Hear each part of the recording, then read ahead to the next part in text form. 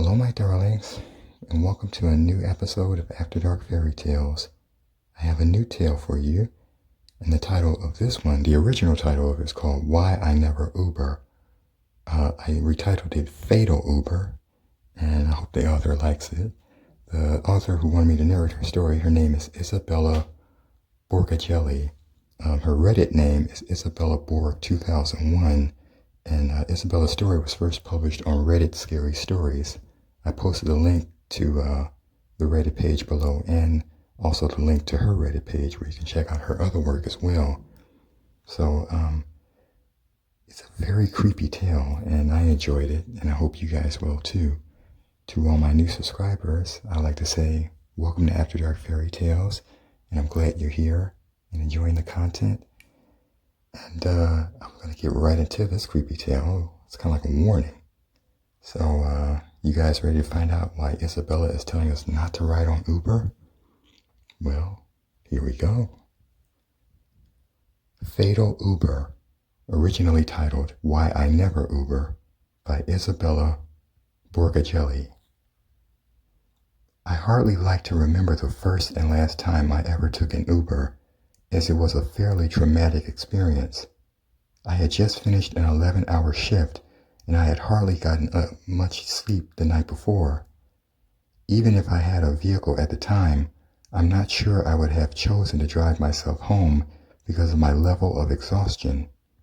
Usually I took a taxi home, but either the ones that drove past me that day didn't want to drive me or they were all taken, so I chose to use Uber since my friends both raved so hard about it, practically preaching as if it were their personal religion.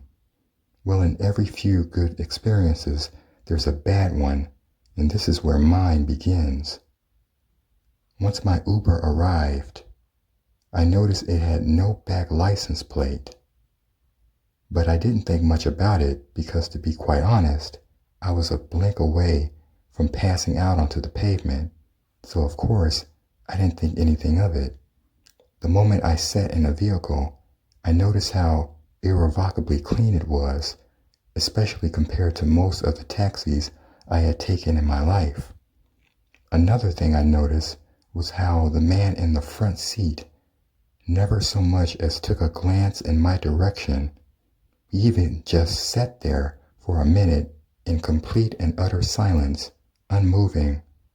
After that minute, I began to think that I had somehow gotten into the wrong vehicle and apologized, but once I did, the car started moving, so I relaxed a bit, assuming he may have just been waiting for a moment to get back into traffic. The last thing I remembered was watching the bustling downtown area going about its business until my eyes finally chose to flutter shut and send me into a blissful sleep. I woke up once the car hit a large pothole in the road, causing me to whack my head into the window fairly hard. The first thing that alerted me to something being wrong was the fact that it was super dark out. When I had entered the Uber, it was at least 3 at night. It doesn't get dark at that time of year till at least 4 or 5. On top of that, the highway in which I didn't recognize was practically dead, which that in itself was a rarity, so I couldn't even begin to comprehend how long I had actually been out for. As I glanced out of the window, I felt my heart sink into the pit of my stomach slightly. We were no longer inside the city. Instead, we were on a pitch-black highway surrounded by dense forest, and I didn't live anywhere outside the city. I quickly began to feel the tingling sensation of eyes on me, causing me to turn my head to the empty seat beside me, except it was no longer empty. It was nearly too dark to see, but I was able to make out the shape of a dark, lanky figure seated beside me. The only part of his face that was lit up by the dim dash lights were his insanely wide eyes, staring at me intensely. The way he looked at me gave me a sense of complete and utter panic. I was in a situation that I never thought could happen to me. It was something that happened to other people, never me. "Do you happen to know if we're close to my destination?" I questioned, trying to sound as calm as possible. The man beside me continued to stare at me longer than any sane person would be comfortable with. "He has other plans for you. A new destination. We're almost there," the man beside me stated in an unsettling tone. At this point, I was sure the man hadn't blinked a single time since I had awoken. The man's words quickly sent my already present panic into overdrive. The car was going nearly 100 miles per hour on the highway. In the middle of the night, my mind began to race as fast as the vehicle, grasping at any faint idea I could use to get me out of the car or out of my situation. If I jumped out of the vehicle and somehow didn't break any bones or end up dead, they would easily find me on the road. Plus, I had no clue where I even was. "I have to go to the bathroom. Could we maybe make a quick stop?" I said. The two men simply stayed quiet, practically ignoring my question, although it hardly seemed as though they had even heard me at all. "The others will welcome you once he is done. He will welcome you." The man in the front seat finally spoke deeply, the vibration and intent in his voice shaking me to the core. The moment a single vehicle finally drove past us, the light that filled the car was enough to help me see my surroundings better, giving me a moment to get a more clear look at the second passenger. The man beside me had fresh stitches all over his face. His top eyelids were stuck open, making his constant wide eyes more understandable, but no less unsettling. His entire face was almost like some sick sewing project, almost reminiscent of Frankenstein, but confined to the head rather than the entire body. "You came to us for a reason.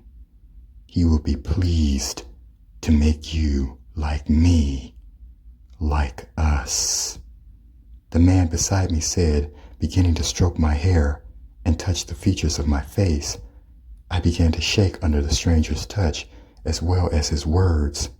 His fingers were rough and disconcertingly dry. The sound of sirens from behind us let an overbearing rush of relief wash over me. But there was also an almost uncomfortable tension that fell upon the air. It felt as if something within the air was taut and ready to snap at any moment, as if the slightest provocation or wrong movement could cause it to blow. "Do you folks know why I pulled you over?" the police officer questioned once he reached the car. "No, sir, I don't believe I do," the man in the driver's seat said in a flat manner. "Well, for starters, you were going nearly 50 over the speed limit. That, of course, isn't a huge deal as it is the highway, and it's not very busy at this time, but both of your headlights are burnt out, and that's too dangerous to be on the road. I'm surprised I even caught you. It was so dark," the officer stated calmly, tapping his fingers against the car as he stared into the dark vehicle. The moment his eyes made contact with my own, I tried as hard as possible to convey my fear, to silently plead for help without aggravating the two men in some way. "I thought I recognized you. There's a warrant out for your arrest. I'm afraid I'll have to take you in," the cop said sternly, singling me out. The men around me didn't seem to clue into the fact that he was talking to me, as I saw them both tense up at his words. The moment the police officer opened the passenger door beside me, I nearly began crying out of relief, but I refrained. The men behind me stayed uncomfortably quiet as the cop locked the cuffs on me. The now overly acquainted sense of unease and panic continued to fill me as I felt the men's eyes bore into my back. It felt like at any moment my chance at freedom would be taken away, that they would be armed and shoot my savior or even me. But they did neither. Instead, they just sat within the car quietly, staring at us in a horrific trance-like state.